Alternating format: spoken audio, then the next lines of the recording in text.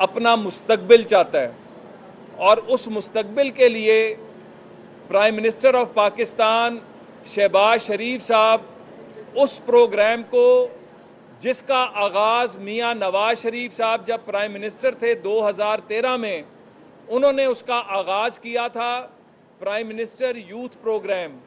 इसके अंदर चाहे तालीम के मौके हों, चाहे फ़नी तालीम के मौके हों, चाहे आर्ट्स एंड कल्चर के मौके हों, चाहे साइंस एंड टेक्नोलॉजी के मौके हों, चाहे फ़नी तालीम के मौके हों, चाहे स्पोर्ट्स के, आईटी के, तो ये एक ऐसा प्रोग्राम है जो पाकिस्तान के नौजवानों को रास्ता दिखाता है, पाकिस्तान के नौजवानों को प्लेटफॉर्म देता है। जहाँ पर वो तालीम के मैदान में देता है, वहाँ पर इनक्यूबेशन जो अवार्ड्स हैं, इनोवेशन अवार्ड्स जो हैं, वो तलबा तालबात को देता है कि अगर उनके जहन में कोई आइडिया है तो उस आइडिया को आगे लेके चलने के लिए, उसके लिए इनक्यूबेशन सेंटर्स प्रोवाइड करने तक के लिए, उसके लिए माली मावनत तक के लिए, ये सब का सब जो है ये prime minister youth programme cater करता है। और इसके बाद अगर कोई कारोबार करना चाहता है, उसमें सलाहियत है और पैसे नहीं है, तो prime minister youth loan programme उसको कैटर करता है। ये शहबाज शरीफ साहब जो चीफ मिनिस्टर पंजाब थे, उस वक्त भी उनका सबसे बड़ा फोकस यूथ की एम्पावरमेंट और यूथ की इंगेजमेंट के ऊपर था, नौजवानों को एक ऐसा प्लेटफॉर्म देने पर था जिस पर वो अपनी सलाहियतों का इजहार कर सकें। और आज पाकिस्तान के अंदर, पाकिस्तान की सतह पर, चाहे वो कश्मीर है, चाहे वो गिलगित बल्तिस्तान है, चाहे वो KPK, बलोचिस्तान, सिंध, पंजाब, हर जगह पर मेरिट की बुनियाद पर बच्चे और बच्चियों को मौका दिया जा रहा है कि आएं, अपना मुस्तकबिल संवारें। क्योंकि जब आप अपना मुस्तकबिल संवारेंगे तो पाकिस्तान का मुस्तकबिल ऑटोमेटिकली संवरेगा। आज मैं यहाँ पर अभी NED में पाकिस्तान की पहली बायो मैकेनिक लैब का स्टेट ऑफ द आर्ट हम उसका मुआयना करके आए हैं। जो शहबाज शरीफ साहब का विज़न है कि हमारा कोई स्पोर्ट्स मैन और वुमेन इस बुनियाद पे कि उसको पता ही ना चले और उसका मसल पुल हो जाए, उसको हैमस्ट्रिंग हो जाए, तो ये पहले से असेसमेंट्स करने का जो पूरी दुनिया में एक राइज है निज़ाम, उसको हम यहाँ पर लेकर आ रहे हैं। यहाँ पर कराची यूनिवर्सिटी में पाकिस्तान की पहली football academy state of the art जो है, उसका क़याम अगले चंद महीनों में कंप्लीट हो जाएगा। तो हम इस साल पहली बायो मैकेनिक लैब पाकिस्तान की और 10 स्पोर्ट्स एकेडमीज़, क्रिकेट की, हॉकी की, फुटबॉल की, वॉलीबॉल की, यू नेम इट, 10 गेम्स की हम बनाने जा रहे हैं जो इसी साल कंप्लीट होंगी।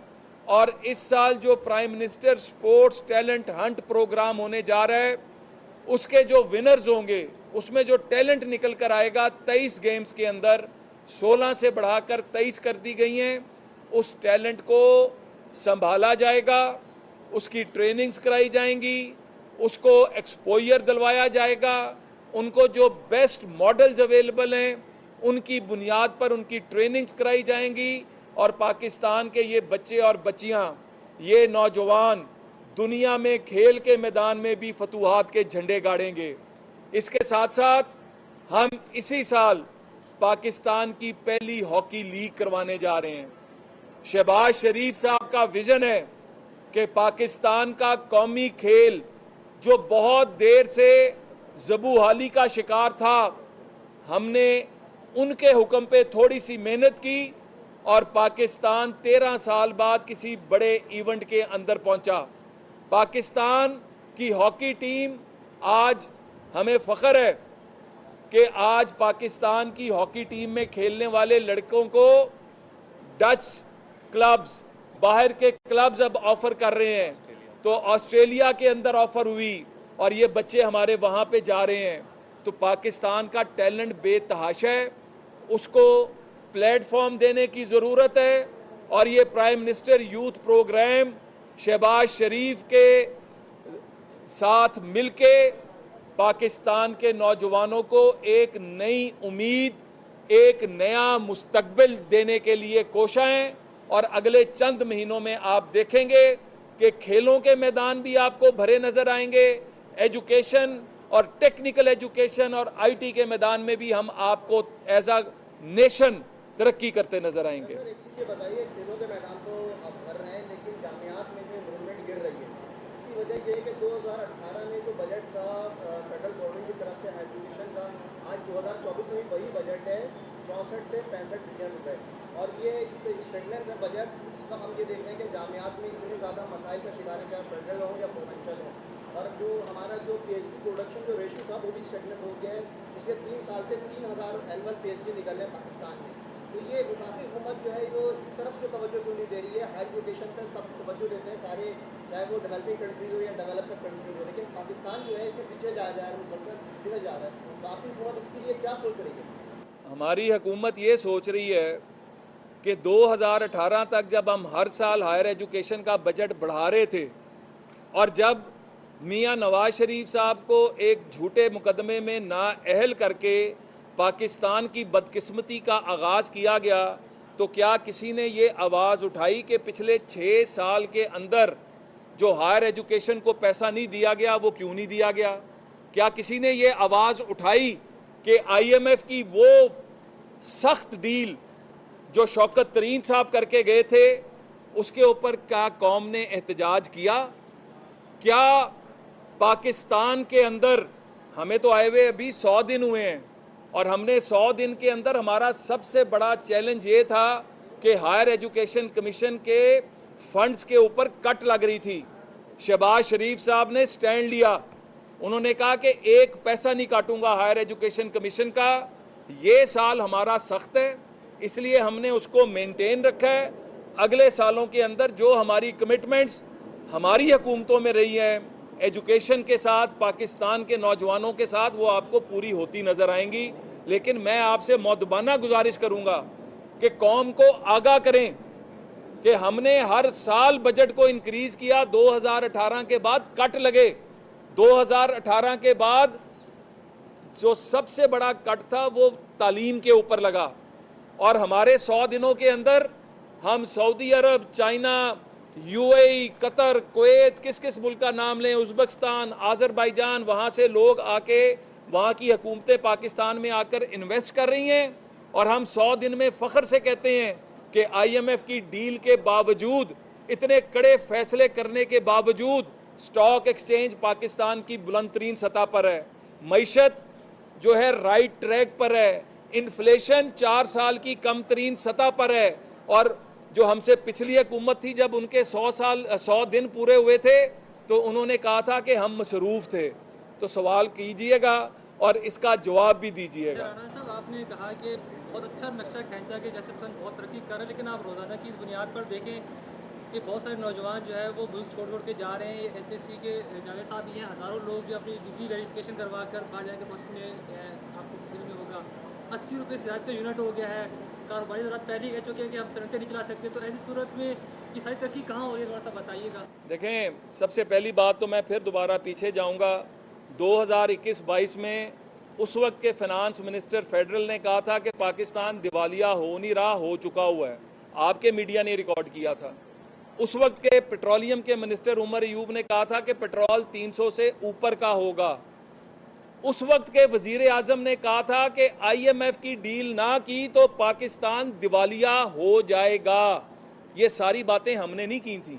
हम तो आके, हमारे पास तो लैंड माइंस बिछी हुई हुकूमत मिली है, हम उन लैंड माइंस को हटा भी रहे हैं। आज अगर पाकिस्तान दिवालिया खुदा ना खास्ता हो जाता, श्रीलंका की मिसाल सामने रखें तो यहाँ पे हम कहते हैं 300 का पेट्रोल, यहाँ 1200 का पेट्रोल नहीं मिलना था। हम कहते हैं 50 रुपये का यूनिट, यहाँ पे 400 का यूनिट नहीं मिलना था। तो हम माजी की जो गलतियाँ हैं उनको भी सुधार रहे हैं कमिटमेंट के साथ। हमारा ज़मीर मुतमईन है, हमें पता है हमें बहुत तंगी है कि आज हमारी आवाम बिजली के बिलों से तंग है, आज आवाम जो है पेट्रोल की कीमत से तंग है, टैक्सों से तंग है। लेकिन पाकिस्तान को बचाना, पाकिस्तान को राह रास्त पे लेके चलना और पाकिस्तान मुखालिफ कुव्वतों का मुकाबला करना आज सबसे बड़ा चैलेंज ये है और हम कर रहे हैं। राणा साहब ये बताइएगा, हमने देखा मार्शल लॉ के अखबार में सियासी जमातों में पाबंदी लगी है, लेकिन हम ये देख रहे हैं एक जमहूरी हुकूमत के दौर में सियासी जमातों पर पाबंदी लगी। आपके सिंध हाई कोर्ट के अंदर ही एक केस लगा, सुप्रीम कोर्ट का एक फुल बेंच बना, उसने कहा कि जमातों के अस्करी विंगों पर पाबंदी होनी चाहिए। मेरा आपसे मौदबाना सवाल है, हम लोग भी सियासत करते हैं, मुशर्रफ का दौर हमारी लीडरशिप को जलावतन किया गया, पाबंदे सलासल किया गया, हर तरह का जुल्म जो हो सकता था वो किया गया। इमरान खान के दौर के अंदर अमेरिका में खड़े होके कहता है कि इनको जेल में जो सहूलियात है मैं जाके सबसे पहले वो ख़त्म कराऊंगा। बेटी को, मरियम नवाज को बाप के सामने गिरफ्तार किया गया, शहबाज शरीफ साहब को झूठे मुकदमात में अंदर किया गया।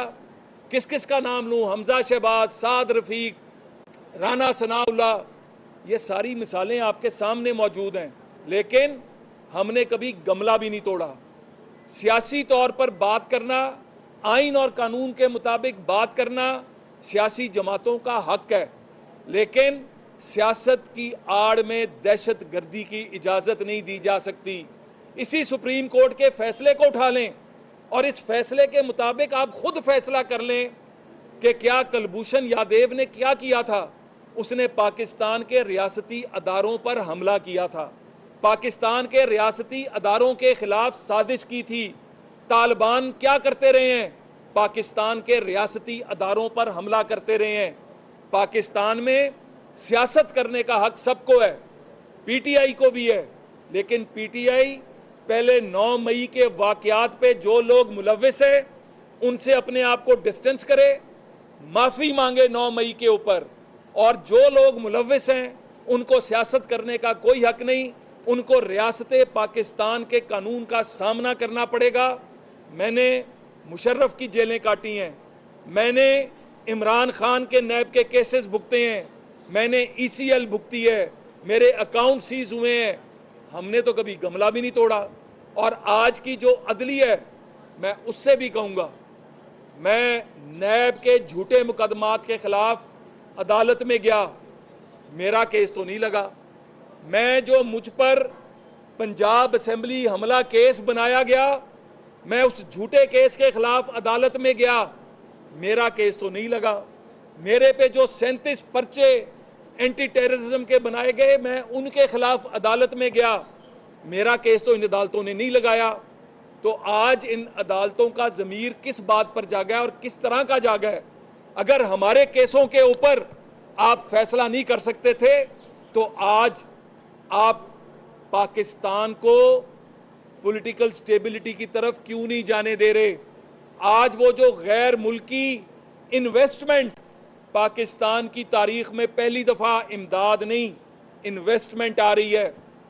2014 में भी रोका गया इस इन्वेस्टमेंट को और कहा गया कि अपना केस लेके हमारी अदालत में आ जाओ, फिर बल्ले ही बल्ले, बल्ले ही बल्ले।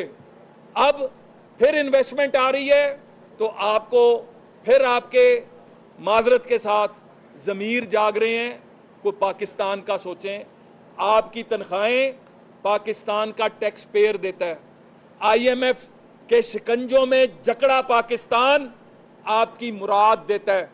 आज अगर सियासतदान कुर्बानी दे रहे, आज अगर हर तबका कुर्बानी दे रहे, अवाम कुर्बानी दे रही है, तो फिर सबको साथ खड़े होना होगा इस पाकिस्तान के लिए। बहुत शुक्रिया।